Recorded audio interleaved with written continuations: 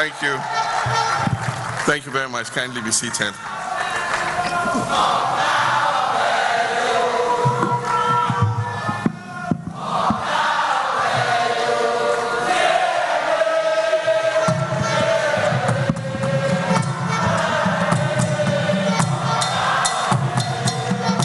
Thank you. Thank you. Thank you very much.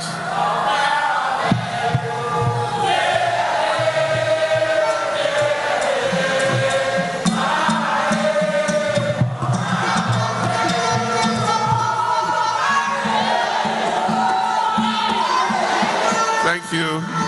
Thank you very much. Thank you very much.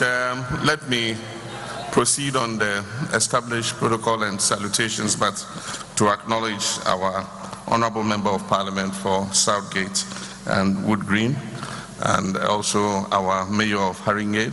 We thank you very much for coming to join us. And if it makes you happy, MP, I was also born on Saturday, so I'm called Kwame. Thank you. Let me acknowledge our traditional rulers. Your regalia is so beautiful. It advances Ghanaian culture, and we thank you very much for coming. All our citizens, our senior government officials who have joined us, our very hyperactive High Commissioner in UK.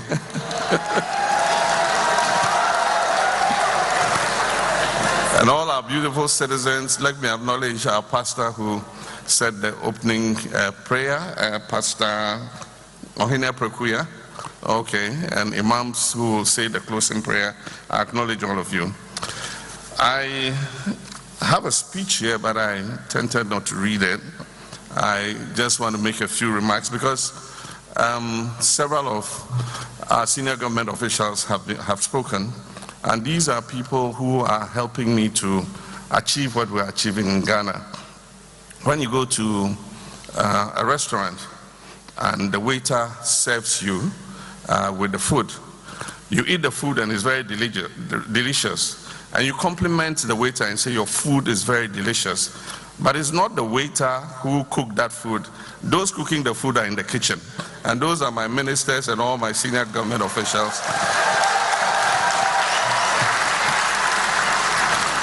And so we share the honor together, we share the credit together, and in what we have managed to achieve. We have my Minister of Finance has spoken. I think Guzi has spoken.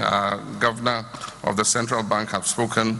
The good thing is working as a team. If you can have individual talents, but if you don't work as a team, you don't achieve as much rapid progress as you should.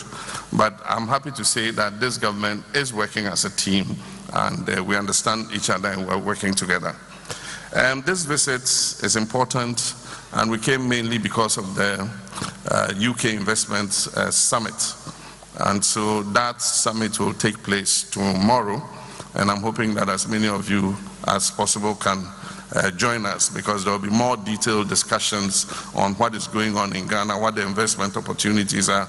The Ghana Investment Promotion Council is here, the State Housing Company is here. Indeed, so many of our chief executives of SOEs are here, and you get an opportunity to get more in-depth knowledge about what is happening.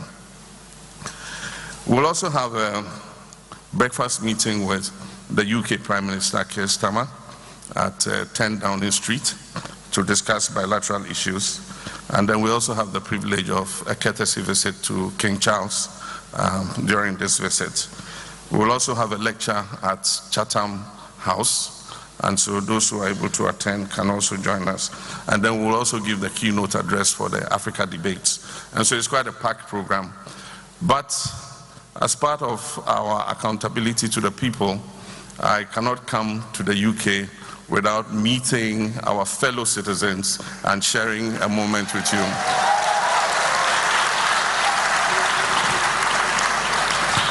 As we have said, our diaspora is the 17th region of Ghana.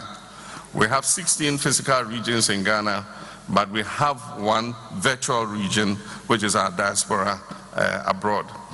And I mean, it's obvious that you are critical to what we do because, like the minister said, your remittances have reached the highest ever, above $7 billion, $7.8 billion actually last year.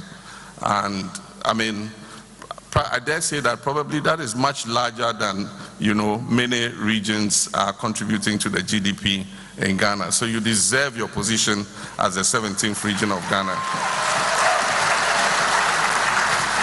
And to recognize that, as part of the Constitution review, we currently have a legislation before Parliament to review the 1992 Constitution to allow Ghanaians in the diaspora who hold other passports or dual passports to be able to participate in our politics at parliamentary, ministerial level.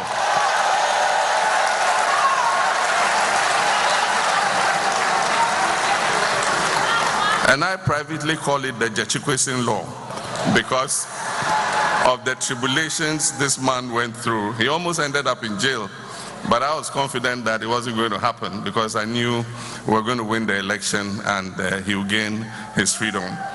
And so thank you very much. You've heard quite a bit about the economy. We have just emerged from the extended credit facility, which is an IMF program, and the Minister of Finance has briefed you on the situation that we met. Actually, the government had entered into the IMF program before we took over the reins of government. But unfortunately, after the fourth review, all the performance criteria from June the year before in 2024 had gone completely off track. And so the IMF program was completely derailed off track. And so when we took office, the next review was going to take place in April. And so happily, they sent a small technical team. We sat together. Everything that government had agreed with them was off track. And so it meant that between then and when the fund arrived for the main review, we had to take very, very strong decisions. And that is why the Minister of Finance told you that we had to take quite stringent, bitter decisions. But that is what life is about. When you are ill, sometimes you have to take bitter medicine before you get better. And I'm happy, as he said, to say that the sacrifices that Ghanaians made had paid off. And Ghana is, like he said, back again. Ghana is working again. And so he's giving you all the statistics. The macro economy is stable, and all the macro indicators are looking very much in the right direction. Indeed, a lot of people are surprised at how it was achieved, and Ghana has become the poster boy for economic recovery across the world. Anytime they go for the spring meetings of the World Bank and the IMF, everybody is pointing to the other African countries to Ghana and say, go to Ghana and learn how they did it. And so there's a time when we must be proud to be Ghanaian, not only because our economy is doing well, but we can see that we are making progress towards the country that our forebears dreamed us to become. We have led Africa in the liberation struggle, and under our first president, we pushed for African continental unity, and Ghana has been at the forefront of Pan-Africanism. And I must say that we have achieved our pride of place again at the forefront of Pan-Africanism. Recently, we went to the United Nations. The African diaspora and indeed Africans on the continent have been struggling over the issue of reparations for so many years. We became the champion of reparations and restitutive justice. And when I went to the UN in September, I announced to the world that we're going to move a motion to describe the slave trade, transatlantic slave trade, as the gravest crime against humanity. And we did that with 123 votes. A lot of people believed that there was no way we could garner that support, but we did. And that has put on record what happened to our ancestors and people of African ancestry. Now we need to move to the next step, and so we're hosting a conference in Accra in June, which is called the Next Steps. And it's called the Next Steps because after the UN resolution, what next? And so we're bringing the Caribbean and all people of African descent from all over the world to come and discuss what the next steps are. Recently, we've always pushed for African unity, and so it's sad to see some of the things that are happening on the continent. There's no way that any African country can achieve the kind of progress that it needs without working with other countries. We cannot achieve it in isolation. And that is why we passed the African Continental Free Trade Area, so that our people can invest in each other's countries, our people can move freely amongst each other's countries. Ghana is actioning this. Recently, we have made visas to our country for all African passport holders free of charge. So any African traveling to Ghana does not have to pay for a visa. In doing that, we've introduced the e-visa system, which makes it more convenient for our citizens living in diaspora. No longer do you have to come from Middlesbrough or Birmingham to the embassy to come and apply for a visa. You just sit wherever you are and put in the application, and within 48 hours, the visa will be issued. Indeed, I had the honor of issuing the first visa. And the person who got the first visa when I pressed the portal is a Serbian. I later found out he's an oil rig worker. And so he arrived in Accra Airport, and then continued to Takra. They boarded a helicopter, and he's on the oil rig somewhere offshore in Ghana. And so that's an achievement we are all proud of. When the minister was talking, he talked about growth. One of the important things to look at with growth is what they call non-oil growth. Normally, when you are an oil-producing country, for many oil-producing countries, 90% of their growth is down to export of crude oil and gas. And so they've coined a term they call the Dutch disease. And so every country aims to have balanced growth. And so always you must look at the non-oil growth. It means if you take oil and gas out as a component of your growth, you must see significant progress. It means that your agriculture is working, your manufacturing is working, your digital and ICT are working. And like he said, we achieved more than 7% growth in non-oil. And so that's a very significant figure to look at to judge what the health of the economy is. And so again, we thank the economy team for what they're doing. The energy sector too is critical, and I'm happy to announce that it's stable. We have begun undertaking a total revamp of the electricity distribution sector. There are some areas where the transformers were installed 22 years ago, and for some of you, I'm sure that if you have homes back in Ghana, you go and you notice that in some places the power surges and you have brownouts and that kind of thing. The electricity is not stable, and that's because at the time you build a house, they put a transformer there, and you had 100 houses in your vicinity. Today, with that same transformer that was put there, you have 500 houses in the same vicinity using that same transformer. And so the transformers get overloaded and they are not able to provide stable power. So we're overhauling all the transformers all over the country in order that power is stable for everybody. We inherited a debt in the energy sector of about $1.5 billion. And the Minister of Energy and the Minister of Economy, Finance have both been working together to pay down that debt. For instance, we had with ENI, which is one of the major players in our upstream energy sector, drilling for oil in the OCTP field. Their field is called the Sankofa field. we had a World Bank guarantee of $500 million. That's guaranteed payments to them for the gas that we consume. At the time we took over, that World Bank guarantee had been drawn down to zero. Today, through the hard work of the Minister of Energy and the Minister of Economy, we've built that World Bank guarantee back fully to $500 million. And so as a result of that, they have also expanded the amount of gas they are giving us, which we use to generate power.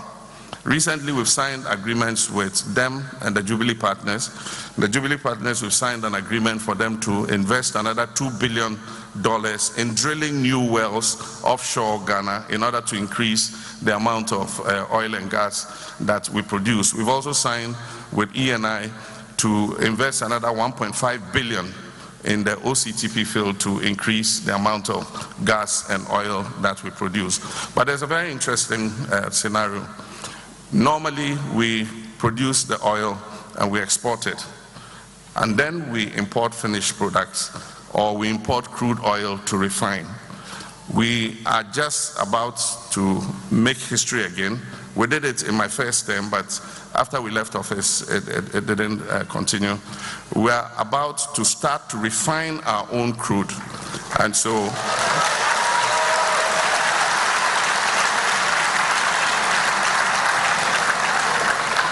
so, in June, we are delivering a parcel of Ghanaian crude from our own oil fields to the Tema Oil Refinery to process.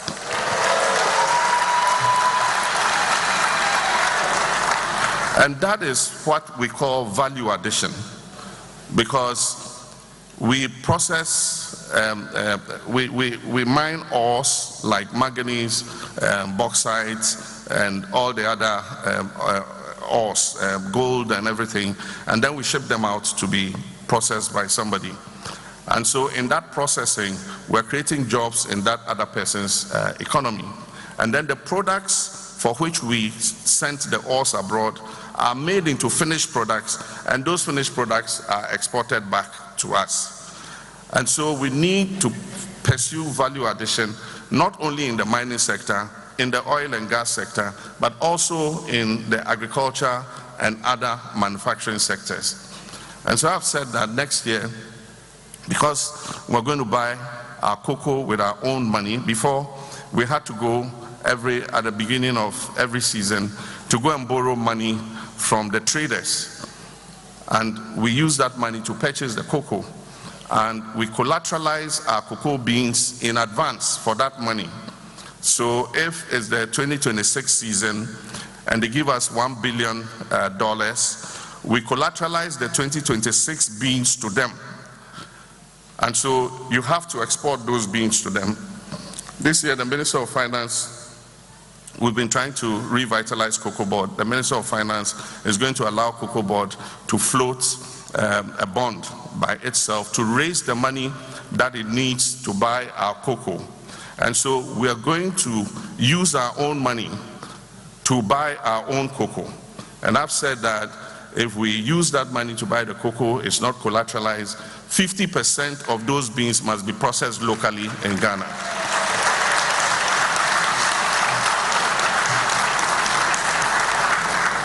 Because we export all those cocoa beans, and the grinding and the processing is done outside, and then the chocolates and cocoa powders and cocoa drinks are exported back to us.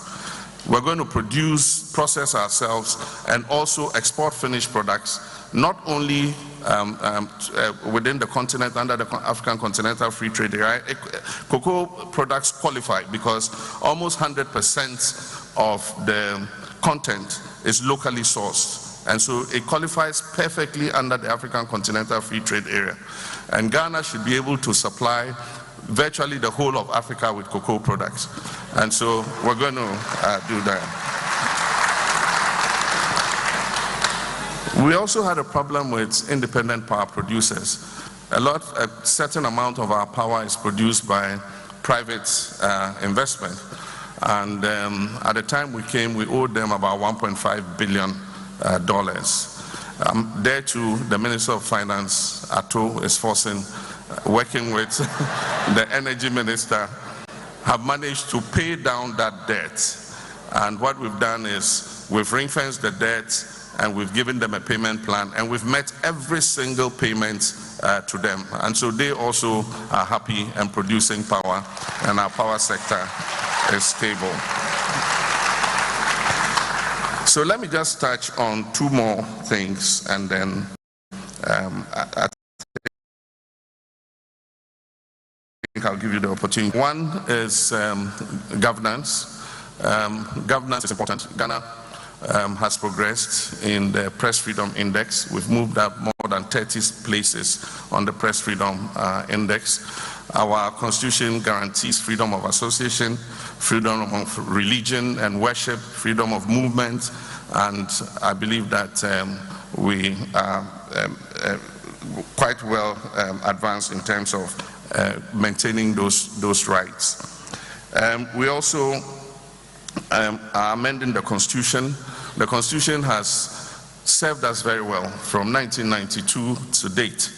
But a time comes when you have to amend it so that you make it a living document to be able to serve you for another 30 years or more. And so we set up a Constitution Review Committee, which took the work that had been done under Atta Mills by the Fiajo Committee, and then we also took the work that had been done under Nana Akufo-Addo by the Chairman's Abunsu Committee, and we gave these two documents to the Constitution Review Committee. They did a good job. They presented their reports, and government is finalizing its proposals in response to that report. Once that is done, the process for constitutional review will start. I don't want to bore you with the details, but there are many things that have been identified in there which will go to Parliament. And for those that are entrenched provisions, they will have to go for a referendum. That means all Ghanaians must participate in the referendum to decide what the constitutional review will be.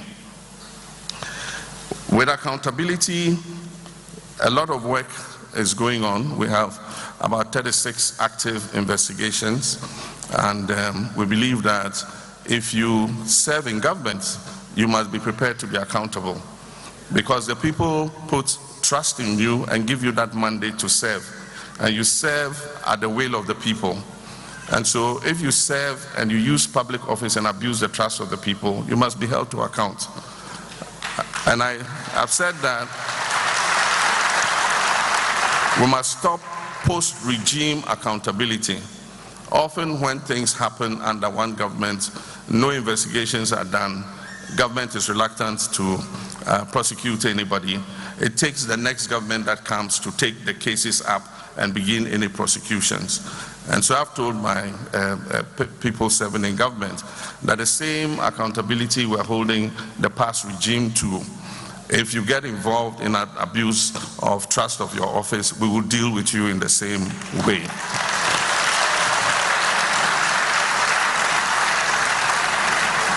And Mayor in Twi, we say, Aba ya de botechi, no ya de beboba. Yes. It reminds me of our President Rawlings of late, blessed memory. He said, Aba ya de botechi, edaho.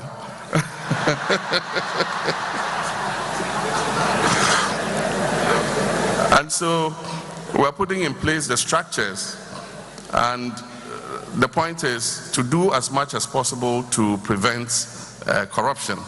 And now technology allows us to be able to do that. The former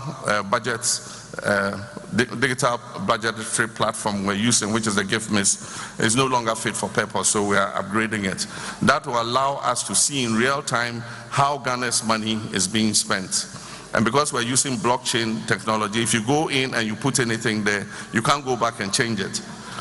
And so if you put in a fictitious invoice, we will find you out, because once it goes in and it is queried, we'll come back and arrest you. At the port, we've introduced AI to help our customs officers do the evaluation. And so far it's working very well. Ato is a very happy man because every day he gets the notification on his phone how much money the AI has saved him in terms of revenue leakages, and he sleeps well at night. Sometimes he forwards it to me when it's a record high. He says, "President, look how much the AI saved us today."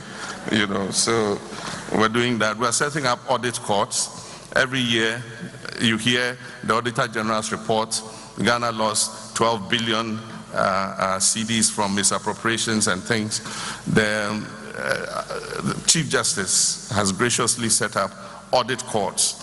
And so this time we're not just going to go to the Public Accounts Committee and say that this person misappropriated this person misappropriated this, and nothing happens. After the Public Accounts Committee has looked at it, the Attorney General and the Auditor General are going to take out all the people who have misappropriated, and we're putting them in front of those special courts to either refund our money or proceed to Nsawam and go and catch some rest there.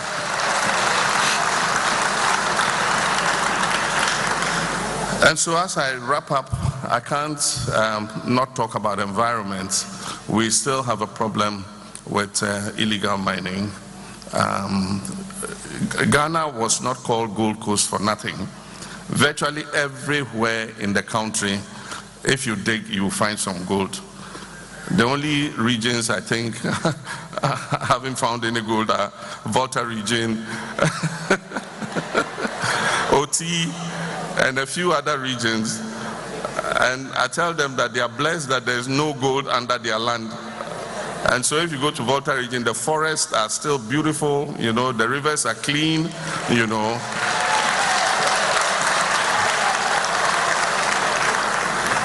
And so we won't give up the fight. Communities have become used to relying on illegal mining for their incomes. And so we have been in discussion. It is about what they call formalization of mining. Other countries have had the same problem, and they've been able to formalize their small-scale mining sector. Countries like Peru had the same problem as we had with people digging just everywhere. They managed to formalize it using exploration, using regulation. Now their geological survey is able to explore using some new satellite technology to be able to identify exactly where the gold is. And when that is identified and a lease is given, you have to do all the infrastructure work to prevent poisoning the waters or everything before you even put a shovel on the ground. And it has worked quite well for them. In our case, exploration is not done. They take a concession 20 kilometers square. They go to this corner of it, go and dig. Then they wash, they say, "Oh, bibi eniha." Then they go and dig here. "Oh, there's nothing here." Then they go and dig here. It's like just shooting in the dark until they hit a vein. And then when they hit a vein, they just start digging and washing the water into the environment.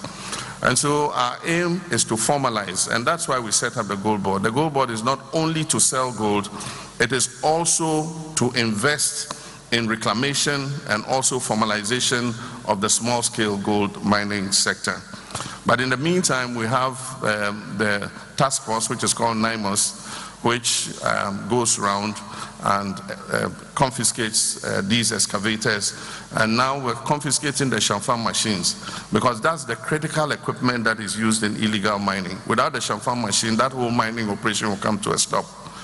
And so they were being exported into Ghana from outside, and we have identified the components that make the Shamfam machines. So at the port, we confiscate them and we destroy them, so that they cannot use them in the illegal mining. We also are pushing for a greater participation in our resources. It is only natural. I mean, for many years, we have given out huge concessions to foreign companies. They come, they mine, after they finish, they just leave the scars of the mining with poor communities dotted around. And so we recently introduced what we call a sliding scale. The sliding scale goes from 5 to 12. And so if the price goes down to, let's use gold as an example, if the price goes down to say $2,000 or $2,300, the minimum royalty is 5%. But if the price goes up to about 4,500 thereabouts, the sliding scale pushes the royalties up to 12%. And so Ghana gets more from the royalties. So that's one of the changes we've made. But we're also passing a local content bill. That means that all the ancillary work and subcontracting in mining must be given to Ghanaian companies. For many years, we've had the University of Mines and Technology, and so Ghana has more than enough geologists, we have civil engineers, we have companies that are capable of doing all that subcontracting. Before, there used to be transfer pricing because the same company doing the mining will form a foreign subsidiary and award the contract to them to come and do the mining, and then they raise the prices of the subcontracting, and so they're making profit here and making profit there. And so we're saying that you do the mining, make your profit, but the subcontracting work, hauling, drilling, blasting, must be done by Ghanaian companies so that a component of the profit of mining remains locally in our country. So finally, defense and security. We live in a dangerous sub-region. You're all aware of what is happening in the Sahel. And they say that when your neighbor's house is burning, you don't only fetch water and put it by your house, but you also go and help him to quench his so that it won't spread to your house. And so that's what we've been doing. When I came as president, the relations between our 3 Sahelian neighbors and the rest of ECOWAS were very frozen. And so I took it on myself to try and create a bridge between ECOWAS and our 3 Sahelian neighbors. And I must say that they have responded positively, and we are trying to create a rapprochement between us because all of us need to join them in the fight against terrorism. Because if we don't, and the terrorists gain a strong foothold in their countries, the next direction in which they would look is towards us. But even as we do that, we also must strengthen our defense and security. Helicopters, one of them crashed. When we came, only one was working, and 2 needed servicing. He has paid to repair them and bring them back into service. We are providing the armed forces with armored personnel carriers, APCs they call them. Also the police service, we've not forgotten about them. Recently we gave them armored cars. We used to expect them to go and fight armed robbers. And they go and fight armed robbers, highway robbers, sometimes using AK-47s, in thin-skinned vehicles. I mean, that means vehicles that are not armored. And so we're losing a lot of police officers because the highway robbers shoot at them. And I mean, I think in 2024 we buried about 16 police officers. Some of them died in robberies. And so, again, by the generosity of the Minister of Finance, he released some money, and we bought them 40 armored vehicles. And you can already tell, because our roads have become safer, they do the patrols, and they know that they are protected, and that government thinks about them and their safety. And so they do more patrols, and we're getting a handle on those delinquents who want to prey on our people. And so that also is going well. In foreign policy, we're collaborating with all our partners. We are friends to all, enemies to none. And we have special relations with everybody, the United Kingdom, US, France, Germany, Russia, Ukraine, Iran, Israel. Everybody is our friend. All we do is to tell them to stop fighting. The fighting is okay. Stop fighting so that we can build prosperity for this world. And so I want to leave it there, and thank you very much for your kind attention.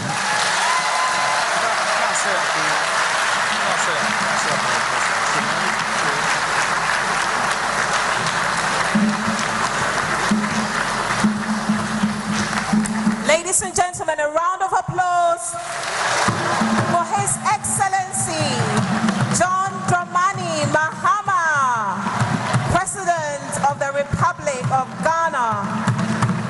Thank you so much, Mr. President, for bringing us up to speed on the wonderful happenings in our country. Ladies and gentlemen, what a wonderful communicator we've got for a president. Do you agree with me? Do you agree with me? Let's give him another round of applause then.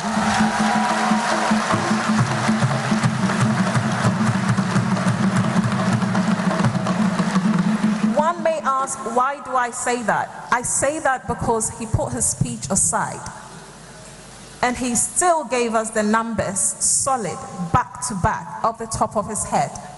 What more could you ask for? Thank you very much, Your Excellency.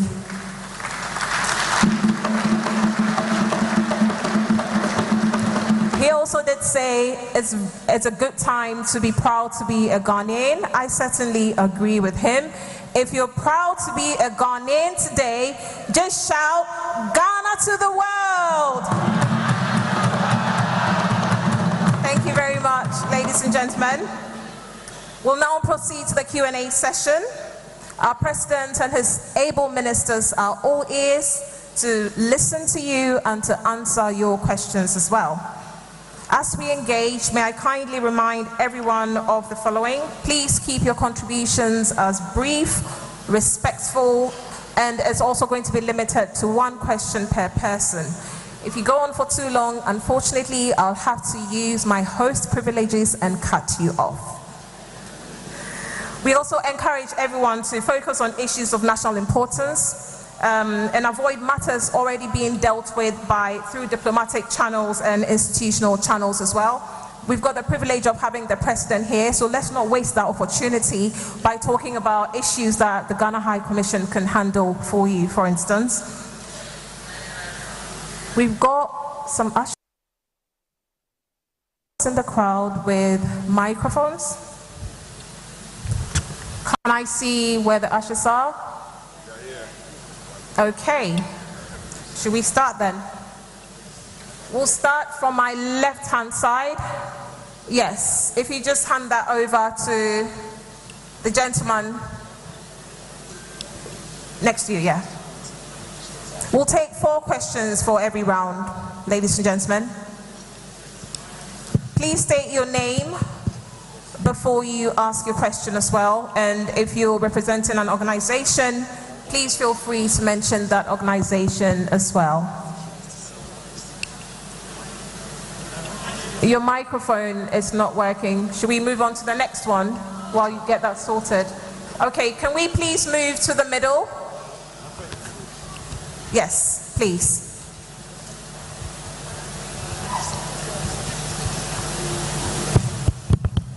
Hello, Your Excellency,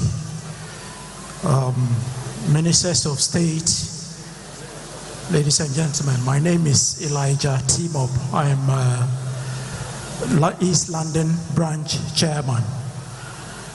I have one simple question for our President.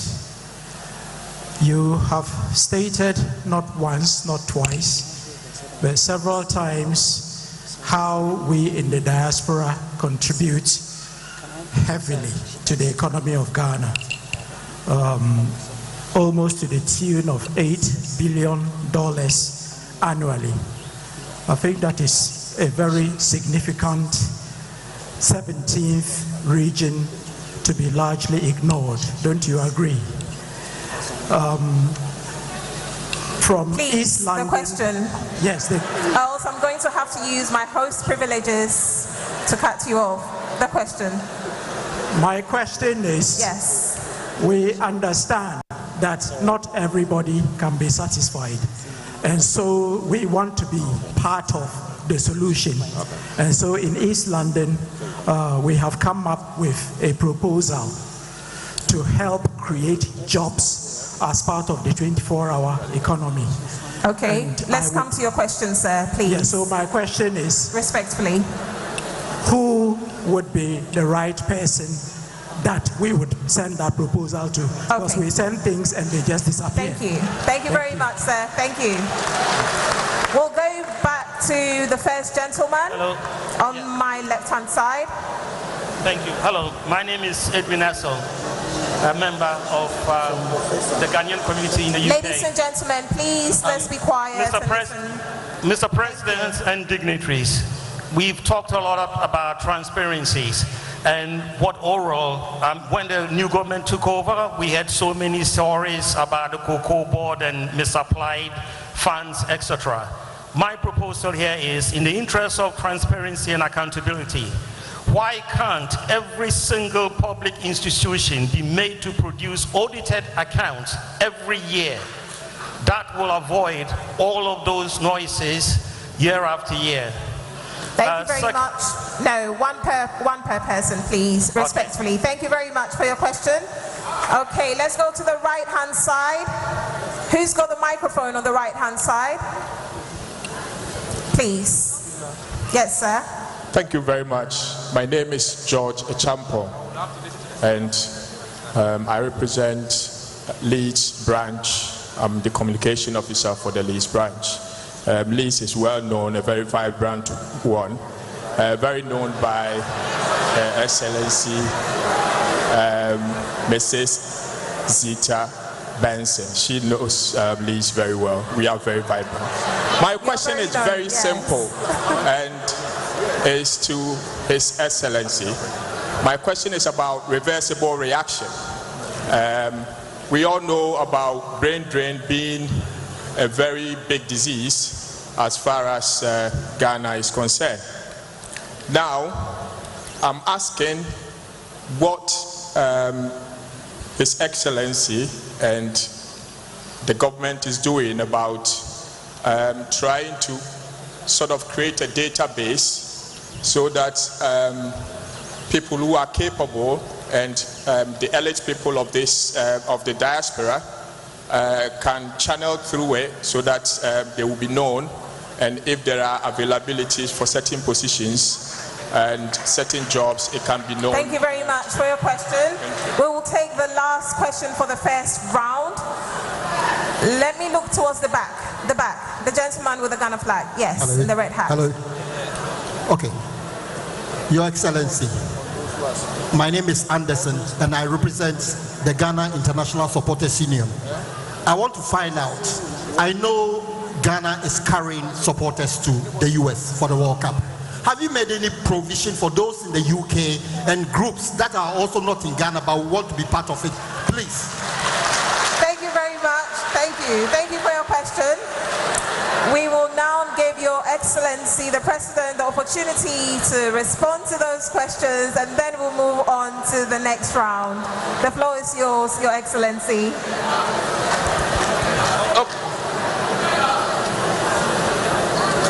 Thank you very much.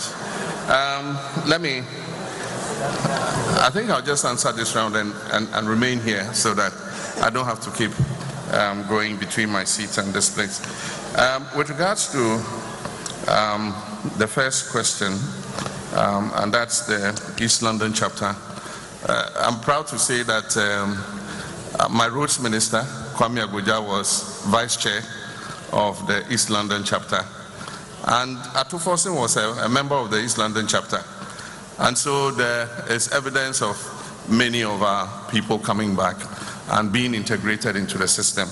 Indeed, that is why we're doing what we're doing and amending the constitution to allow you to participate at every level of governance in Ghana. Before, if you had dual citizenship or you were not exactly resident, you were cut out from participating in some aspects of Ghanaian life. But like we said, being the 17th region, you must be free to be able to come home and participate.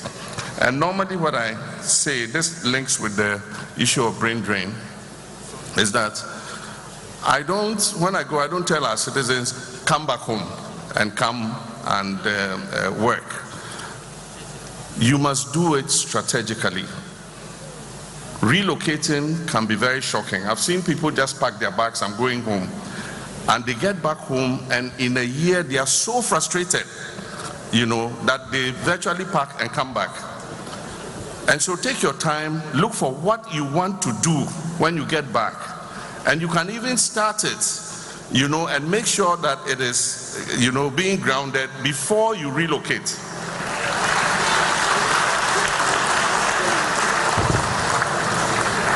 And so there's brain drain and there's brain gain. The thing, and this is what I say about migration. Somebody says, why did you come to our country? Human beings from time immemorial have been very mobile. All of us were created in Africa. Human civilization started in Africa. And then our cousins, the British, migrated and came here. The Chinese migrated and went there. Everybody migrated to somewhere else. And people move for many reasons. Some for opportunity, some just want to travel and go somewhere else. And so just as you say somebody is in your country, you too, your people are in that person's country.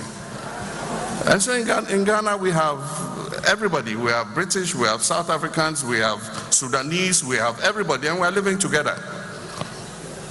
So I think that it is that diversity, and our elders say, "Yediahoho ne chichiri crew." For those of you who know that, Yediahoho and a chichiri crew, because ahoho come sometimes with investment, and sometimes they come with new ideas that you never thought about. So there will be brain drain, there will be brain gain, but it's to the benefits of everybody.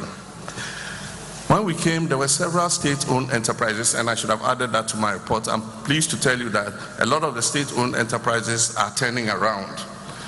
That has been one of the major stumbling blocks on economic progress. Even while we are being disciplined and we're making sure that we're using the money properly, who as chief executive of state-owned enterprises, and they go and make huge losses, and because they belong to the state, those losses are contingent liabilities on the public debt. And so now we focused on them.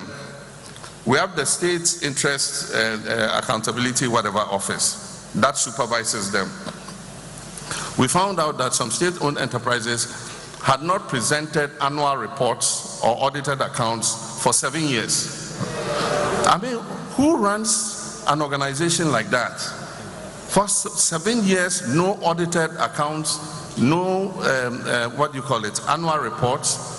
And so we've made it part of their key performance indicators. And so I've told the CEOs that by a certain date, SIGA has set the date, I think it's middle of this year. If you have not presented your audited accounts, you haven't presented your annual report, the road is your face, you go home.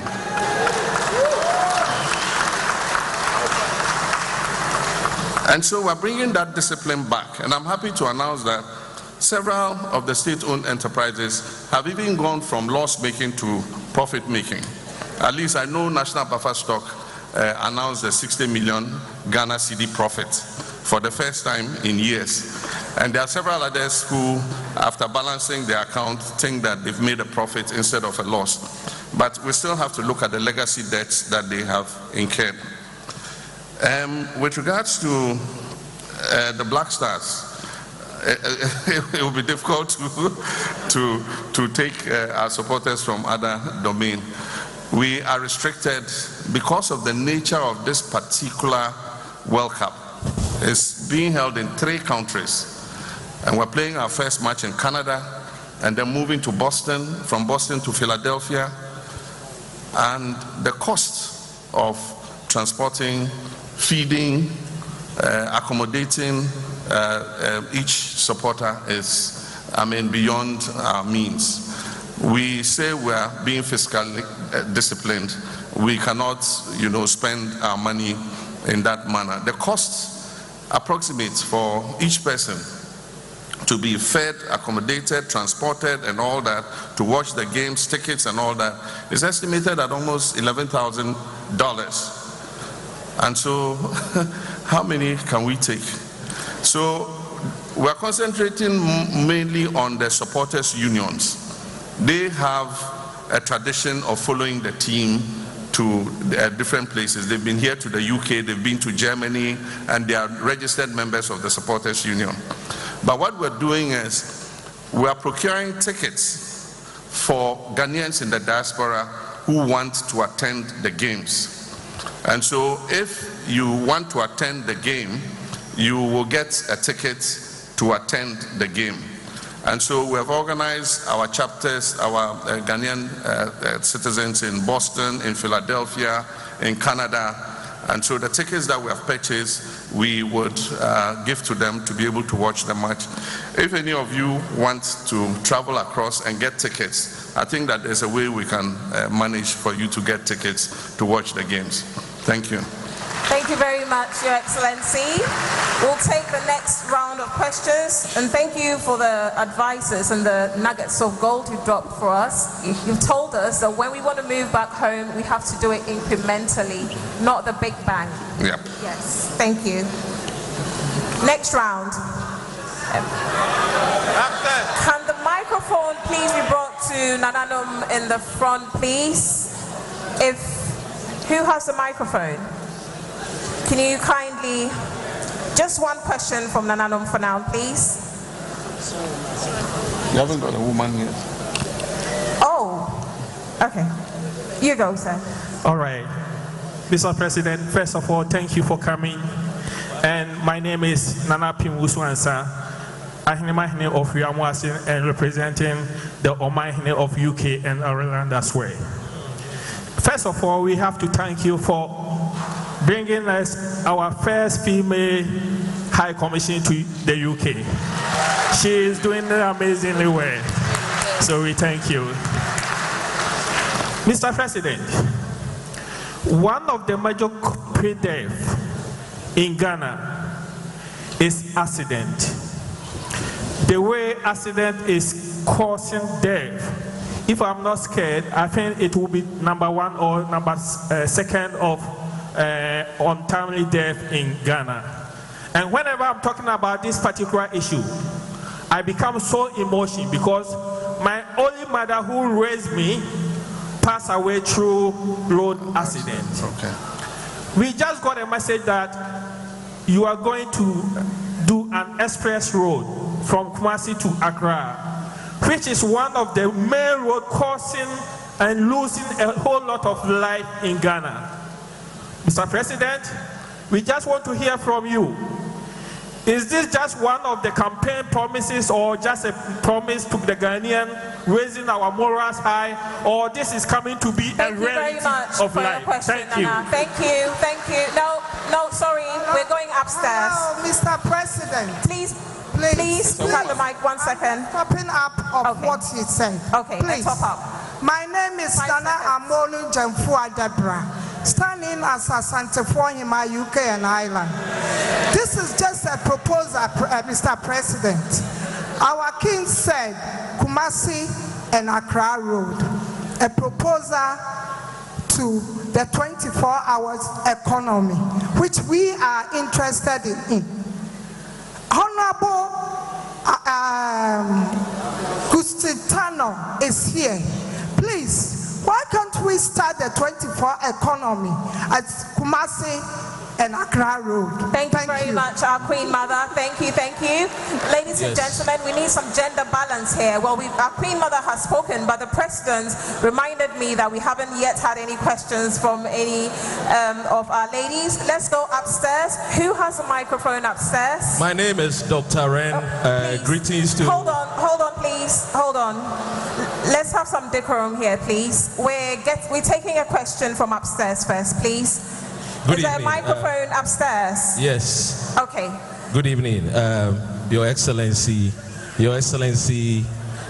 my dear lady, Mrs. Zita Saba Benson. My name is Dr. Ren. Mr. President, I've been in the security for many years here in the country. My question is very simple. How do you balance cost savings with national security consideration when choosing a travel on commercial flight? I ask this because Just recently, we saw Shatawale in town. He came with a private jet. I am told that you traveled on a commercial flight.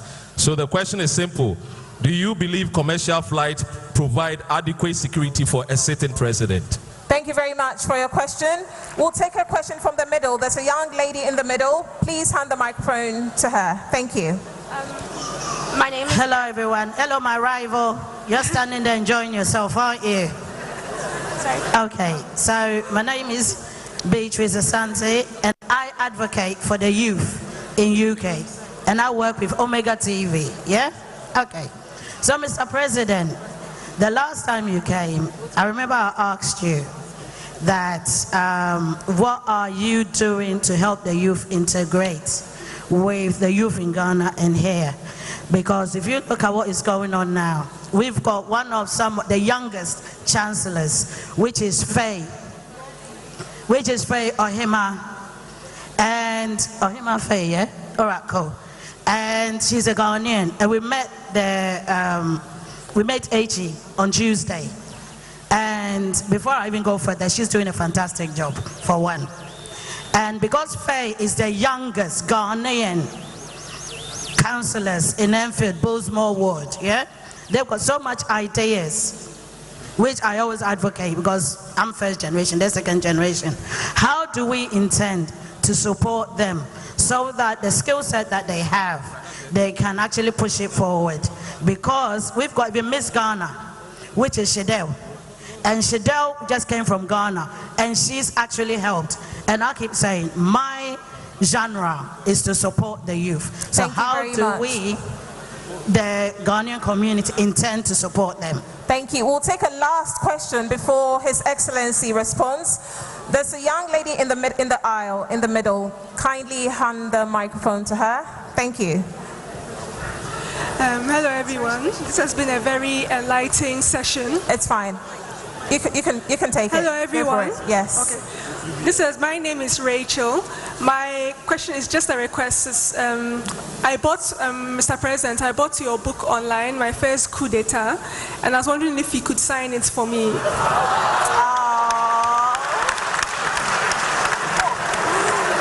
Okay, so that brings us to the end of the second round of questions. Let's allow His Excellency to respond. Let's take the question from the young lady in the middle aisle. Please do not take the microphone away from her. Thank you. Yes. Thank you.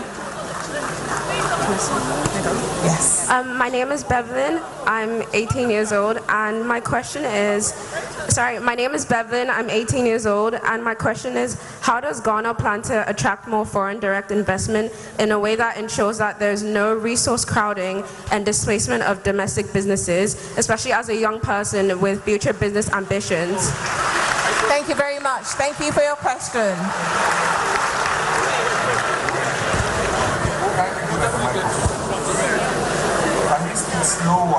Sprish. I don't. You see,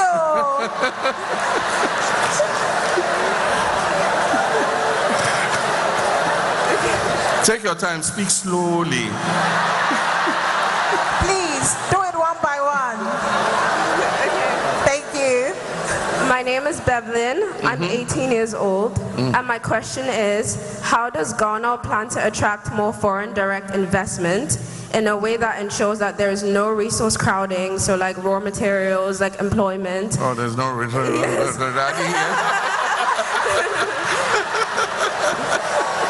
Can somebody say it in Ghanaian English for me, please?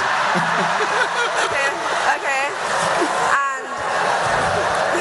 I heard, how do we attract foreign investment? So that the rest of us so that the foreign businesses don't take away a lot of resources like jobs or like labor or resources. Yeah, thank you. And so that there is no displacement of domestic businesses.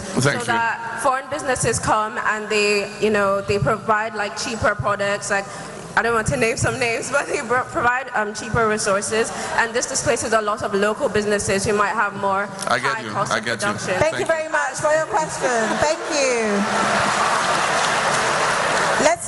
His Excellency to respond to the second round of questions, ladies and gentlemen. I think I'll start with Nana's question, and he spoke about accidents. Yeah, many of us have lost relatives or through accidents, or they've been permanently injured and disabled because of road accidents.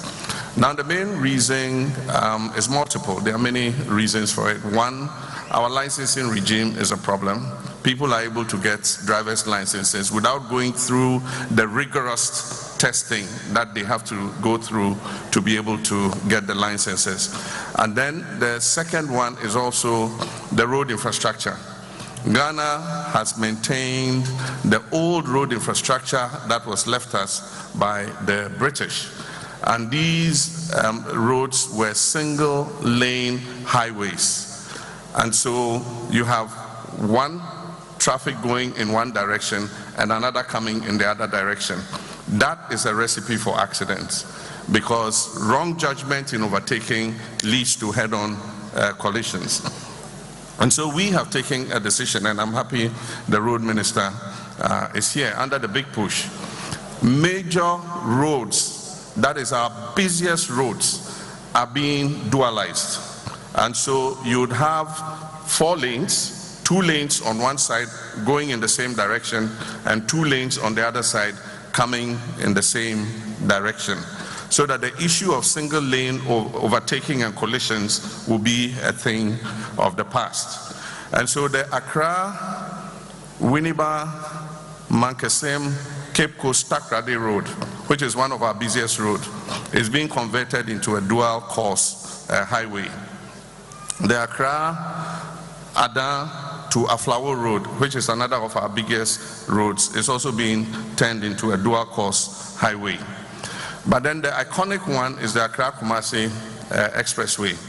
And I'm pleased to inform our traditional ruler that work has actually started. We've given the 48th Engineers Regiment of the Ghana Army the contract to clear the roadway, and they've started.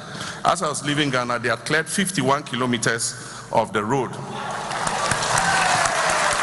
And that new road is going to reduce the traveling distance between Accra and Kumasi from 270 kilometers to 198 kilometers.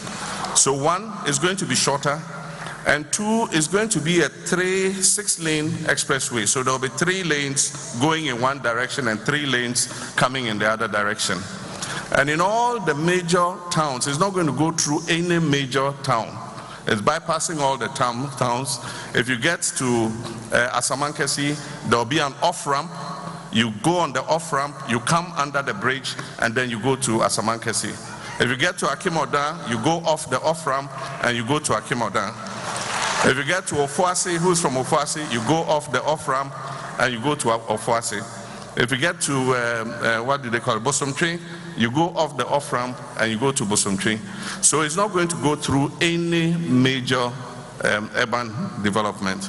And so you won't have people selling bread and other things along the road. At various stops in the road, there are going to be rest stops.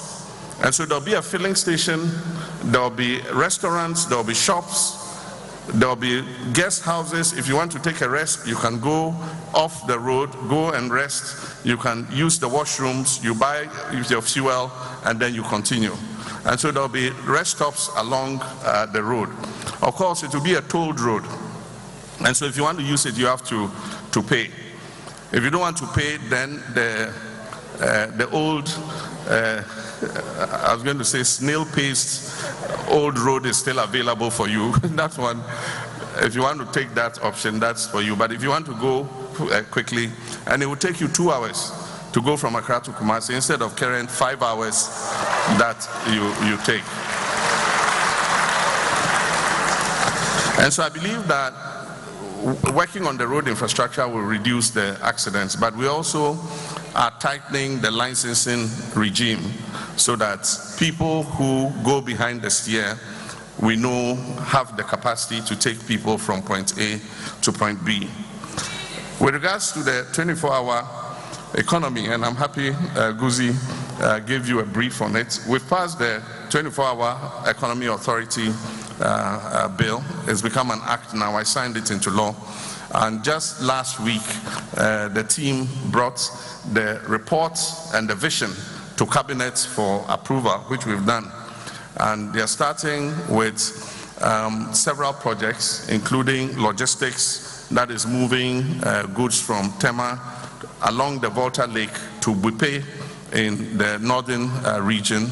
They are supposed to be agro-industrial parks, and so there'll be factories there, and they can move their products, their raw material up and bring their finished products down. They're also investing, going to get the private sector to invest in 200 megawatts of solar capacity in order to bring down the cost of electricity. One of the major things that affects our competitiveness of industry in Ghana is that our cost of power is too high.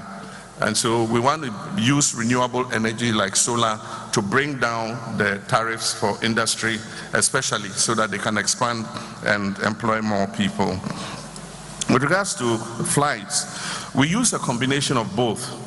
It depends on where we're going and what the scheduling is. If you have a visit where you have to go to multiple places, you cannot use commercial flights. You know, for instance, the last time we had to go to Gabon, and then from Gabon fly to UAE. I mean, it's difficult to get commercial flights to take you and let you arrive on time for whatever you're doing. So you necessarily have to go by private means. But I mean, if you're coming to Ghana for UK Investment Summit, I mean, it makes sense to come commercial. And so this visit became commercial because there are no time limits, and we're coming to UK for this summit, and then from there we're going back home. And so we came commercial, and we'll go back commercial.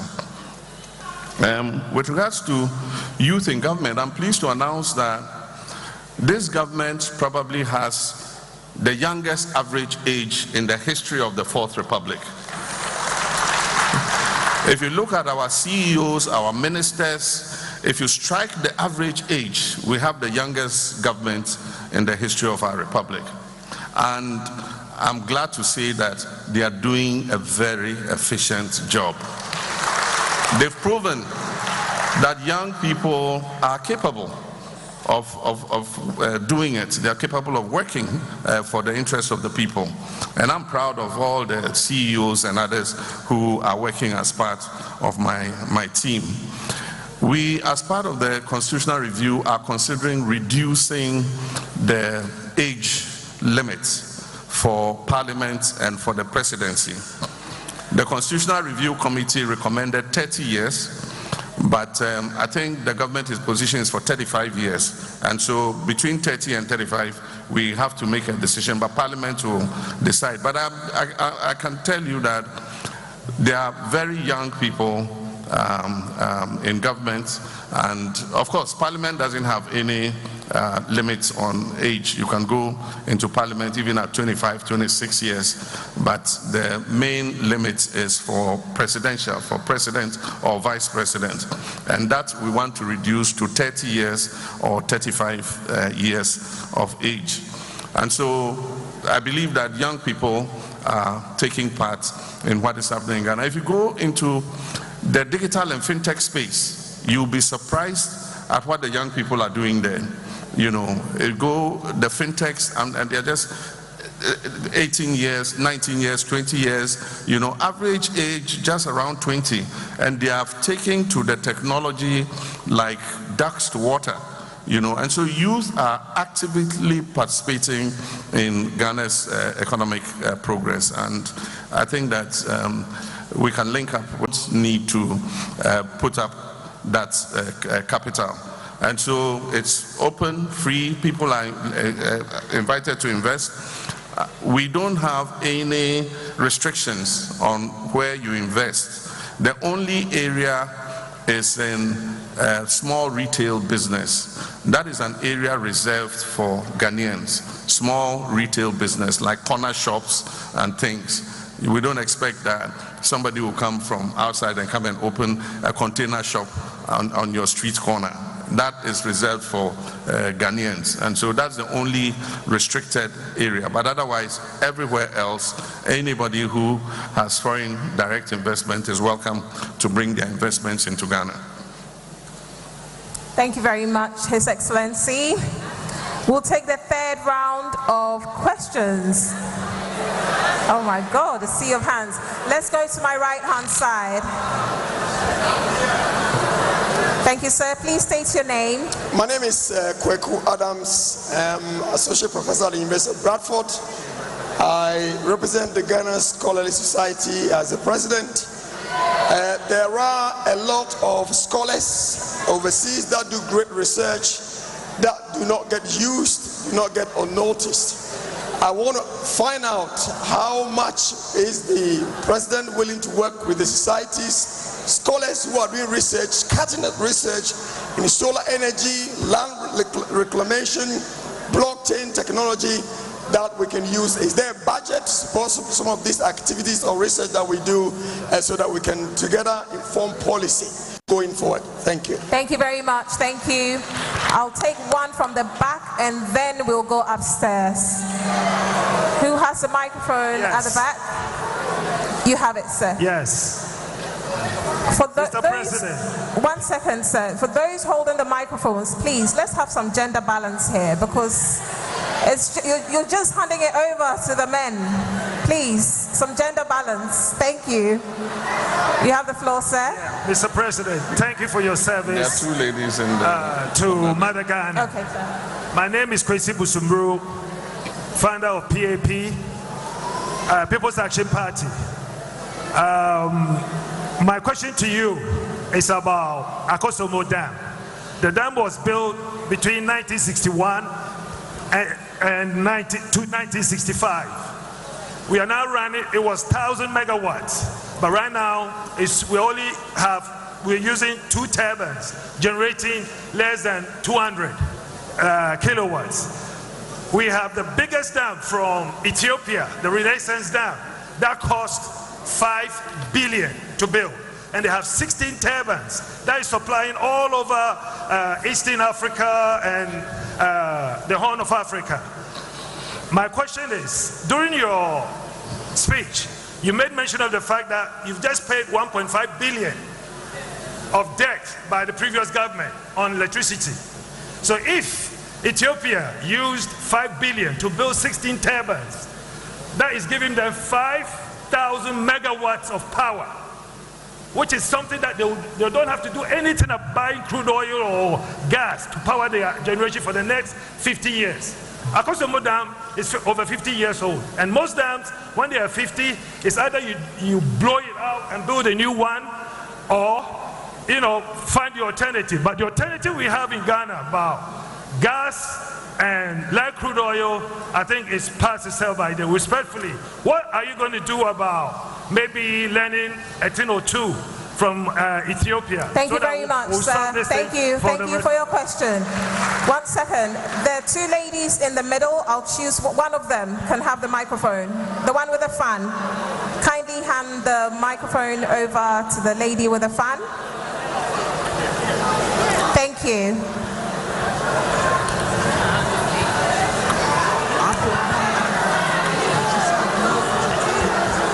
I'll come to the left in a second.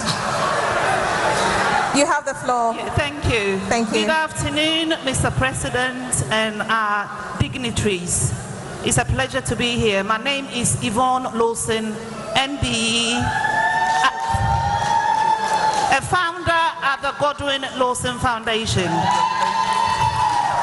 Youth crime and knife crime is very, very prevalent in our community.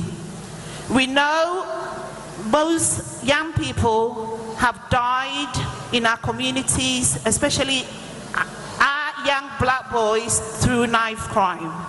As a campaigner, we know there are lots of issues root causes to these issues. Root causes such as school exclusion, lack of opportunities, and lack of employment. I would like to know from Mr. President what your policies will be to support organizations like ourselves to ensure that our children in the UK remain safe. Thank you for your question. Thank you. We'll take one from upstairs, and then our High Commissioner will take one as well.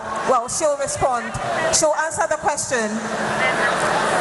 If we can have a lady from upstairs.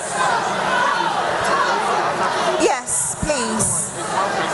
So our High Commissioner will respond to the last question that was just asked.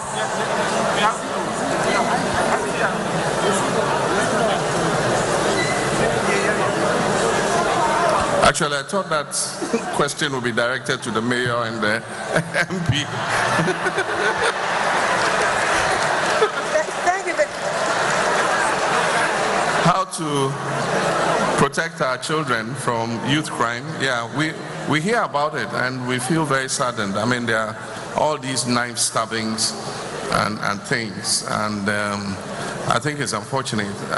You diagnose it yourself. You said exclusion, opportunity, and things like that. So I think that those are issues addressed within UK. Every country has its peculiarities. We also have issues with youth crime, but they don't. I don't think stabbing and things are predominant. But we also have issues with drug addiction and things like that. Yes.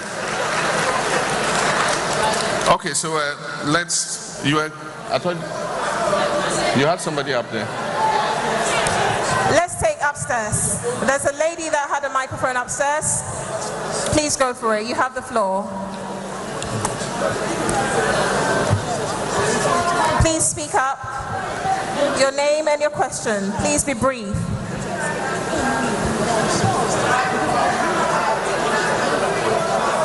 Okay, let's move downstairs. Please hand the microphone to our uncle over there. Yes, yes, please, yes. You have the floor, uncle.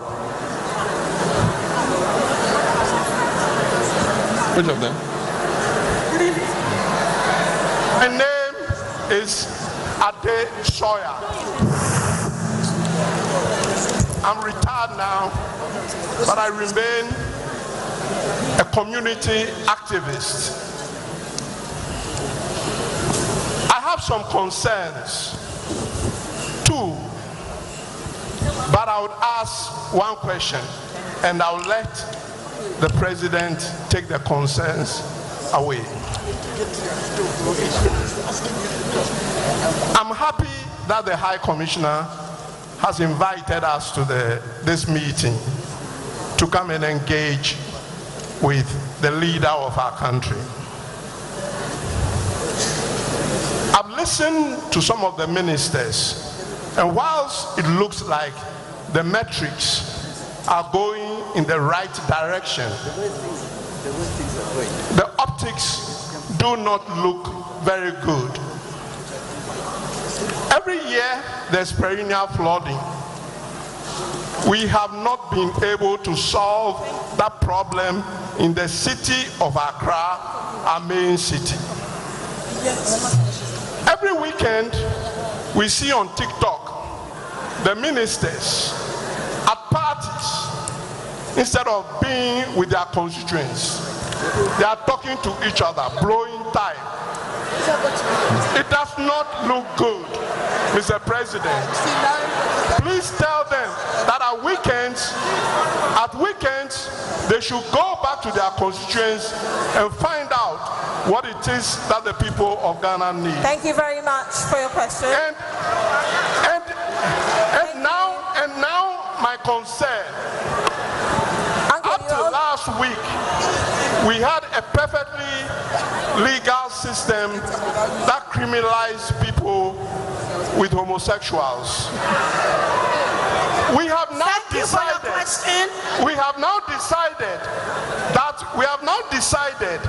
that we are bringing on another law which which is a total distraction. Uncle, please come to your question. The concern is that we're running out of time. Everywhere you go from now, please ask you about the LGBT bill and why we needed it. Thank you very much. I wish you well. Thank you very much, Uncle. Thank you. We'll go back upstairs very quickly. If you're ready upstairs, we'll take your question, or else we'll have to come back down. You have the floor. You have the floor, ma'am. You have the floor. Thank you very much, madam. Thank you, Mr. President. My question is very brief. I have a registered business and I am planning to undergo land reclamation and restoration. I want to ask whether I would have any support from the government, because I'm going to be starting as a starter and on a low scale, then I'll move on to a large scale. That is my plan, and I would like to know. Thank you. Thank you very much. Thank you for that. We'll come to our Nananom for one more question before our president takes. Good evening, Your Excellency, Madam. Please hold on. Please hold on. Let me get her question. Decorum, please. Let me get her question again. You say you want to do land reclamation. For what purpose? You want to do a palm plantation, or what do you want to do? I can't hear you. Please hand her the mic. Thank you. I want to undergo land reclamation to restore the illicit mining site into a better land in the foreseeable future. Then I would want to know if I would have or get any support from the government, because it's very important for us to restore the lands that have been destroyed so far as a result of Galamsey. Thank you very much. Thank you. We'll take one question from Nananom. Thank you. Mr. President and State Ministers, we welcome you all back to the UK. During your speech and that of the Minister, you made an assertion that we have a lot of people in diaspora putting a lot of money into the Ghanaian economy. We have been here, we've produced professionals, so much so that we are also here giving birth to our children and nurturing them here. The problem we have is we've had the situation where our children are being cultured by the Western culture. The question I have here is the Random Progressive, which is an association of all the institute chiefs and kings over here. Actually, my name is Nana Ajenimbwati. I am the Jasehine of Masemtvgh On, and also the Assistant Secretary for Random Progressive UK.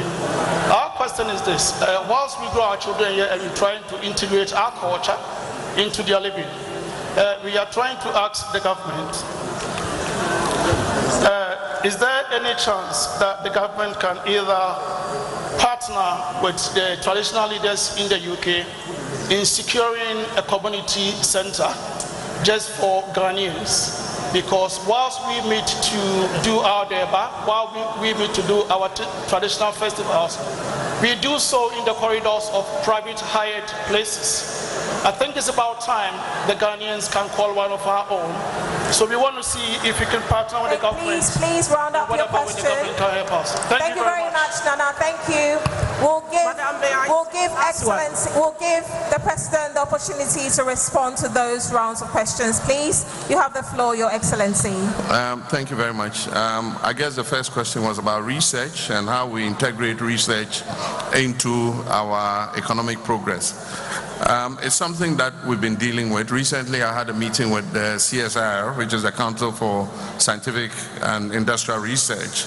And the main discussion we had is how to take those research findings on their shelves and commercialize them. And so the Minister of Trade, Agribusiness and Industry has linked the CSIR with industry.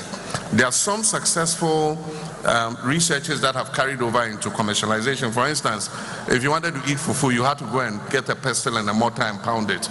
Today, many of you just take a bowl, you pour the plantain fufu powder, and then you mix it, and then you get tasty fufu to eat.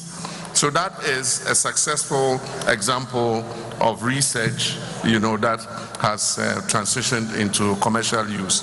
There are several other such. For instance, our CSIR have done research that have found black-eyed pea, which is the beans we use for yokegari. One of the major problems with that black-eyed pea was infestation with weevils. They've got a bean that is resistant to the borer that bores into the bean. And so that is being commercialized. Farmers are being given the new beans for trials, and if it's successful, then they will upscale it so that everybody can benefit. Those are successful examples, but everyday research is being carried out, and I do believe that we have the will to be able to move that research into commercial production. Let me make a correction. Akosombo is not running only 2 turbines. Akosombo is running all the 6 turbines. There are 6 turbines, and it produces 1,020 megawatts of power. If you were following what happened recently, we had an explosion of the switch control room, and all the turbines got shut down. And as our engineers worked to bypass the control room, we kept announcing that turbine 1 has come back on stream, turbine 2 has come back on stream, turbine 3 has come back on stream. Indeed, when I visited them, turbine 4 was back, and by the next day, turbine 5 and 6 had all come back. So Akosombo is running at full capacity. And your dam can only be as large as your water supply. Ethiopia's dam is on the Nile, which is one of the biggest rivers in Africa. And so Akosombo cannot produce 5,000 megawatts of water with the volume of water we have in the Volta Lake. And that's why we've repeated and done other dams along the same Volta. So if you go to the Black Volta, we've set up the Bui Dam, which produces almost 300 megawatts of power. Then if you go downstream Akosombo, we have the Kpong Dam, which also produces about 130, 150 megawatts of power. So we're using the same water 3 times already. And so you can't blow up Akosombo and put a 5,000 megawatt dam there, unfortunately, because the volume of water does not sustain a 5,000 megawatt dam. The issue of youth crime, I think I'll leave to the mayor. Later you can find time and consult your mayor and your councillor and find out what you're doing within your borough to keep our children safe. But like I said, it's a matter of worry. The stabbings we hear. I mean, I think a year ago or 2, a young Ghanaian girl was stabbed, and it really is a matter of worry. And so I cannot give a prescription for that. With regards to flooding, the flooding in Accra is not an engineering problem. It is just a problem of indiscipline. It's not an engineering problem, it's a problem of indiscipline. We have drains, and everybody says, why don't you do sealed drains? But the problem is when we do sealed drains, people drink sachet water, they eat papaya in those styrofoam plastics, and they just dump them anywhere. And these plastics wash into the drain, and they go and block the drain. And so if you have to unclog the drain, you have to remove all the drain covers and clean it out. You clean it out, you cover it again. In the next 3, 4, 5 months, they have clogged again. But that is not even the major problem. The major problem is the location of Accra. You have the Kwapim mountain range, and you have the Atlantic Ocean. Before people came to Accra, you had the Lafa stream, you had the Densu, you had the Sakumo stream, you had the Kole stream, you had the Odo stream. All of them were rainwater that falls in the mountains that flow through to the Atlantic Ocean. Then you come and build a city in the path of those streams. What do you expect the streams to do? And even if you build, leave the causeways. If you come to London, you see the canals in the city. If you go and build a house in that canal, where will the water go? It will go back into people's houses. Unfortunately, Nana Misremu, our traditional rulers are selling plots in streams.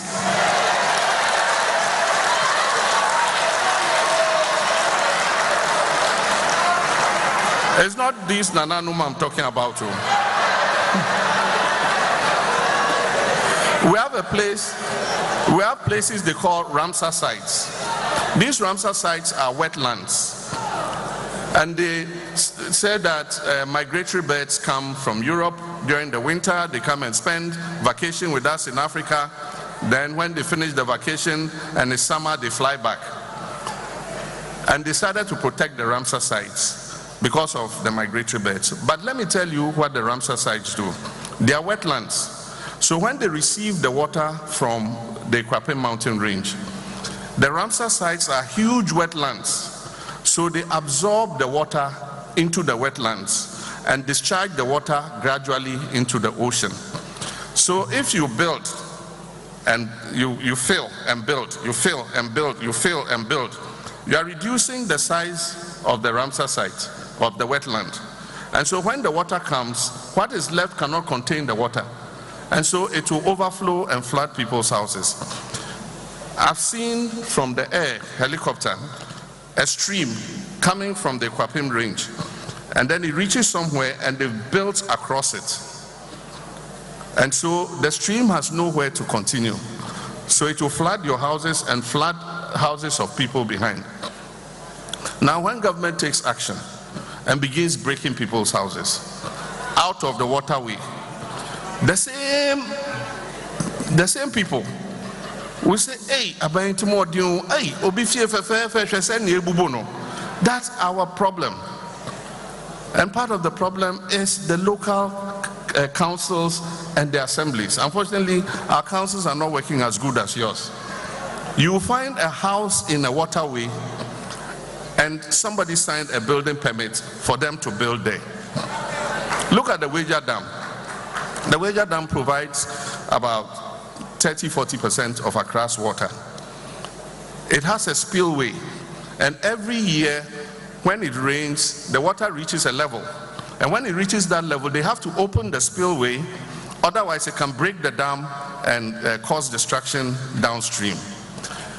In the dry season, these same traditional rulers and Shikwan Cheme, owners of land, will sell land to people in the spillway of the Weja Dam.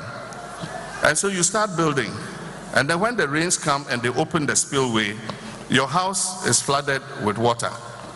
And he says, why isn't government doing anything about the flooding problem? It's because you went and built in a place you shouldn't have built. And so we need, one, to punish those who signed the permits for that.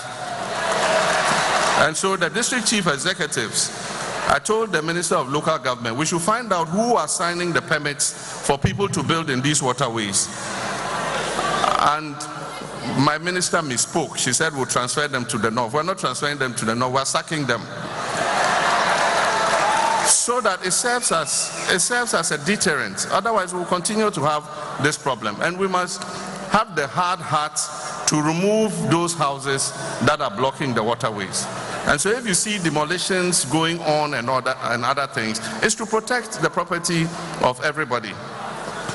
And then after blowing time, I don't know which ministers you are referring to. They say you guys are blowing time instead of working. The ministers I know are working very hard. I've seen occasionally, maybe on their birthday, they bring a cake to the office, and then for a few minutes everybody cuts the cake and then they go back to work. But I haven't seen anybody throw an ostentatious party, because I told all of them I'm watching them, and I haven't yet put on record anybody who has blown time and ostentation. With land reclamation, you would have to talk to the Gold Board. We have started some land reclamation, and we worked with Newmont, and the first 800 hectares of land has been reclaimed, and we're going to plant oil palm on it. And so Gold Board and the Lands Ministry, Environmental Protection Agency are collaborating to reclaim mined out lands.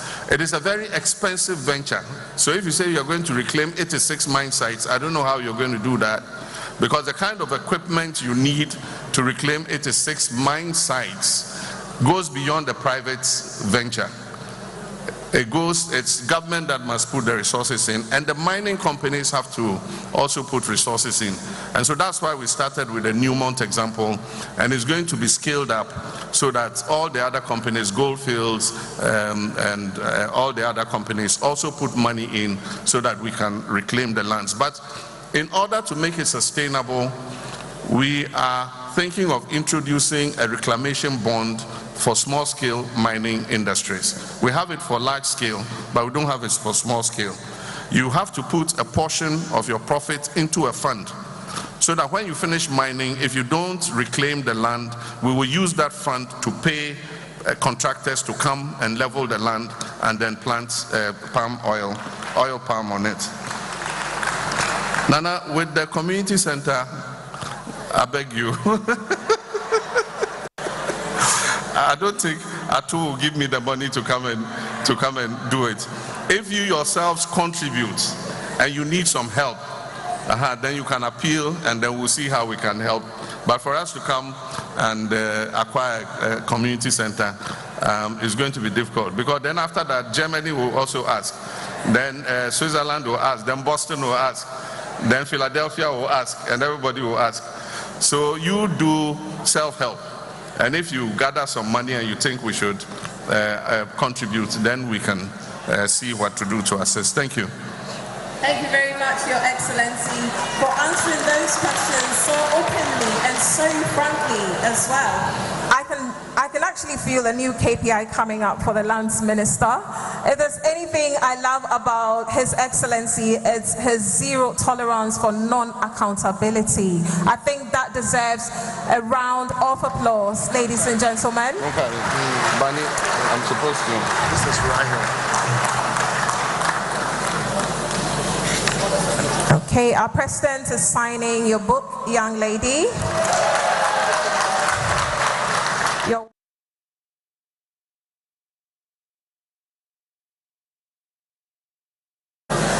That brings us sadly to the end of our questions, ladies and gentlemen.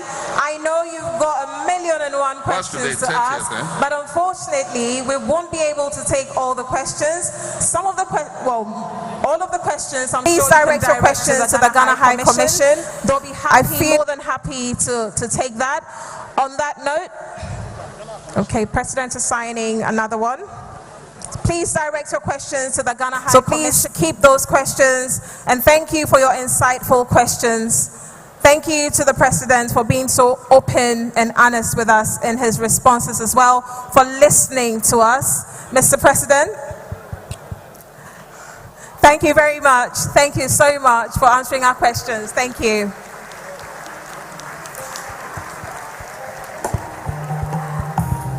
Now, ladies and gentlemen, this grand event you've seen here today would not have been possible without support from our sponsors.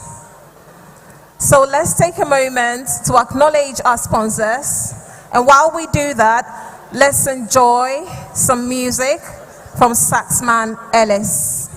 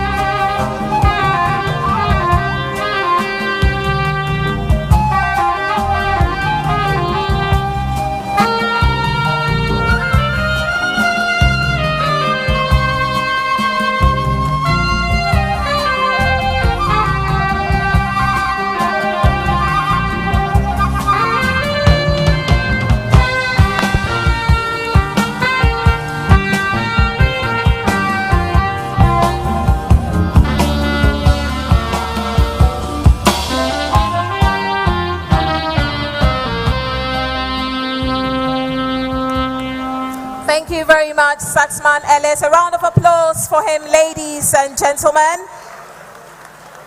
Can I please respectfully ask that we take our seats because we have not yet come to the end of the program.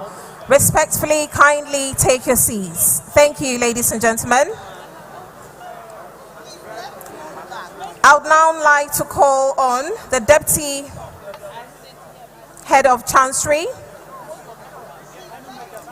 Sorry, pardon me, the Deputy Head of Mission at the Ghana High Commission, Mr. Aquinas Kwanzaa, to give us the vote of thanks. Kindly take your seats, ladies and gentlemen. Please be seated. Thank you.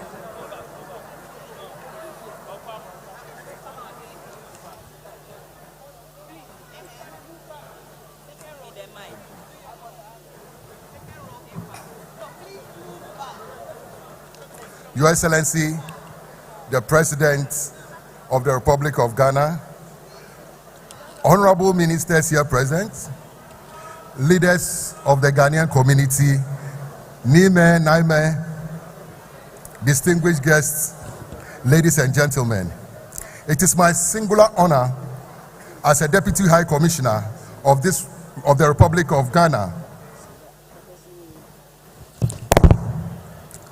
to deliver this vote of thanks. Your Excellency, permit me to express our profound appreciation for making time to engage with Ghanaians residents in the United Kingdom and its environs.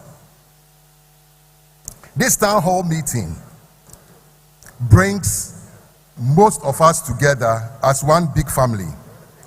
Your presence here today and the candid exchange of views we have witnessed reaffirm your commitment to inclusive governance and your desire to maintain a strong connection with the Ghanaian diaspora.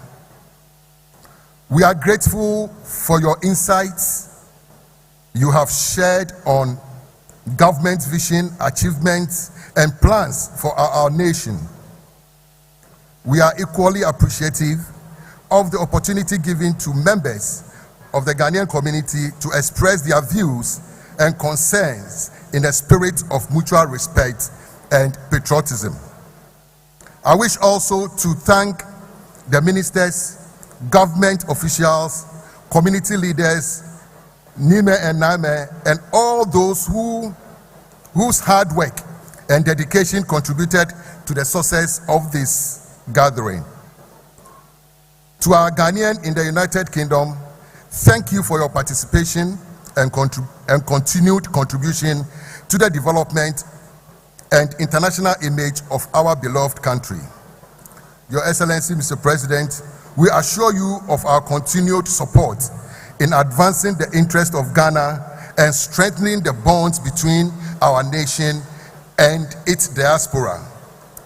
On behalf of the Ghana High Commission in London, I thank you once again and wish you and your delegation a pleasant and successful stay in the United Kingdom. God bless you, Your Excellency, and God bless our homeland Ghana, and God bless us all. Thank you very much.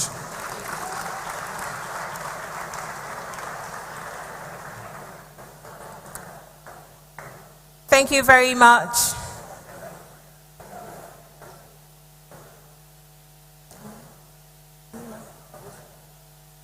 Thank you very much for the vote of thanks. Before we proceed to the next stage of this program, I would like to call upon a young lady by the name Kamina to serenade us with some music. A round of applause for her, ladies and gentlemen.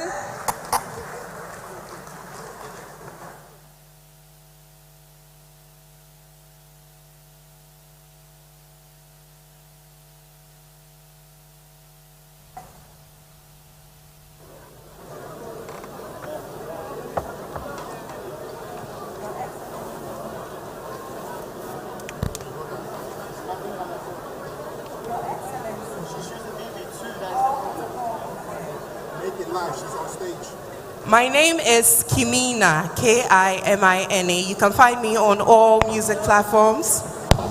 Kimina music. Please enjoy this music called Oh My God. Thank you.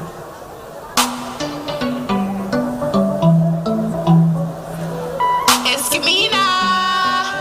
Kimina. Oh my gosh, oh my gosh, oh my gosh. Oh my gosh, oh my gosh, oh my gosh. Oh my gosh, oh my gosh, oh my gosh. Try me, fire me fast, so mommy, nami nye wajuma, yemeni, nami hundia ko. Oh my gosh, Jebloni magu.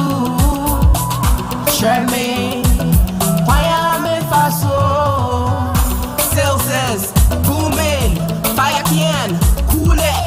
Kimina brand rapping Ghana. From the international scenery, incredible heart, with you I'm covered, provided, dependent. But you got peace in my life, everything I wanted was you in my life. Show me the right path, king in my life. All I ever needed was you present in my life. My King Kong, ride or die, church flow. If you're ready, go kneel and pray. Spray things, yes girl, till I got a percentage.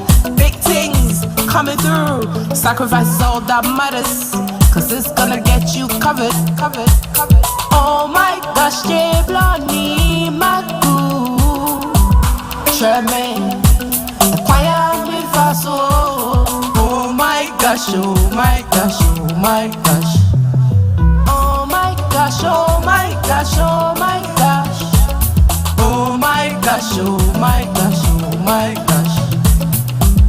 Try me, choir me fast, so mommy, nami nye wajuma, yemeni, nami hundia ko. Oh my gosh, Jebloni magu. Try me, choir me fast, ewe izima, Igbo, French, Portuguese, Romanian, Togolese, Stanley, Kobo, Mochami, Bloody magu. Thank you. Much love. Applause for Kamina, ladies and gentlemen. Thank you so much for that, Kamina. I'd now like to call on stage Sheikh Abdul Razak Salihu. He's the Chief Imam for the Ghana Muslim Union UK, to give us the closing prayer.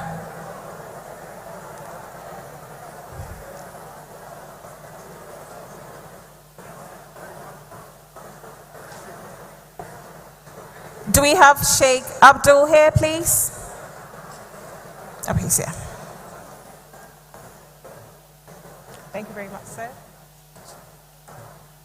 Assalamu alaikum wa rahmatullahi wa barakatuh.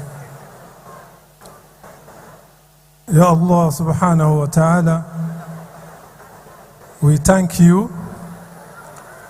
We thank you for this meaningful gathering and for the privilege of meeting with our President. We ask your blessings upon him. We ask you to grant him wisdom. We ask you to grant him strength and courage to lead with justice, compassion, and integrity. We pray for you and for our nation.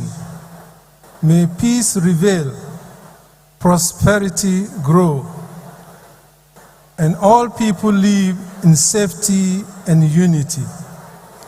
For us, the diaspora, grant us continual love for our homeland, that we may always be faithful ambassadors, supportive partners, and bridges of connection between where we live and where our roots lies.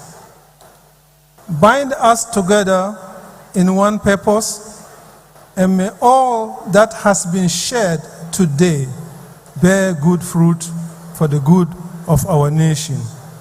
I pray, Bismillahir Rahmanir Rahim, Alhamdulillahi Rabbil Alameen, Ar-Rahman Ar-Rahim, Maliki Yawmiddin, Iyyaka na'budu wa iyyaka nasta'in, اهدنا الصراط المستقيم صراط الذين أنعمت عليهم غير المغضوب عليهم ولا الضالين آمين. إورا أنيتشرو إبور دان فصو إبور سفو ألفيا نيلن إن شاء الله كنفو فنفي يالك ك نانيك ونفي بل أنيتشرو. السلام عليكم ورحمة الله وبركاته. Thank you very much, Sheikh. There is a missing but found purse here, so if it is yours, please, after the event, just come backstage and claim it. Thank you. Now, all too soon, we've come to the end of what I hope for you has been an amazing experience, an amazing encounter with our dear President, His Excellency John Dramani Mahama. It's been an absolute pleasure being your host this evening. Before we finish, I would like to invite the President of the Republic of Ghana on stage, alongside Her Excellency Sabazisa Benson on stage, please, next to the flag.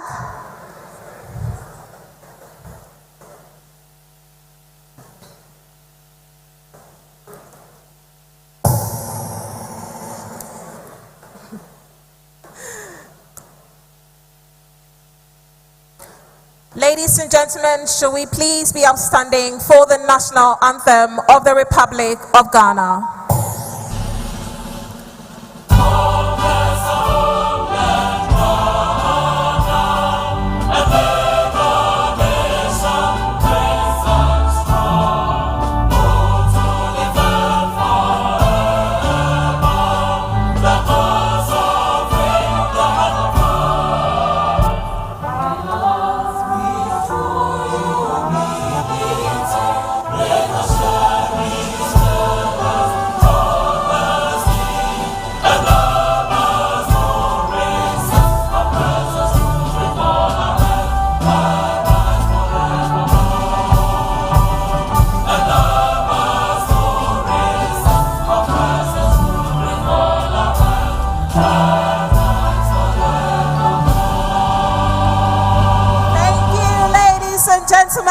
And have a good evening.